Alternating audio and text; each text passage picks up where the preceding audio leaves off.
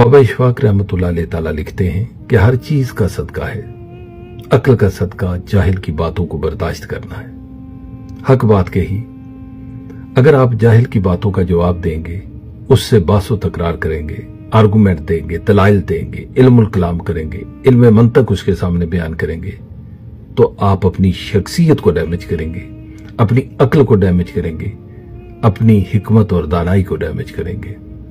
इसलिए अक्ल का सदका ये है कि जाहिल की बातों को खामोशी से बर्दाश्त करें और सुन लें। रूमी कश्मीर मियां मोहम्मद बख्श रहमान ने क्या खूब लिखा कि मूरख नू के हपंद नसीहत ते पत्थर नू के हपाला, मूरख नू के हपंद नसीहत ते पत्थर नू के हपाला, दुधा अंदर काग नवाइए अंत काले दा काला।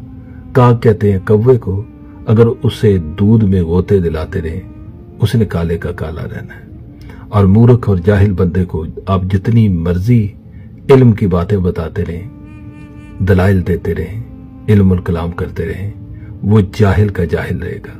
इसलिए उसकी बातों को खामोशी से सुन लें, इसी में आपका वकार है और इसी में ही आपकी इज्जत है।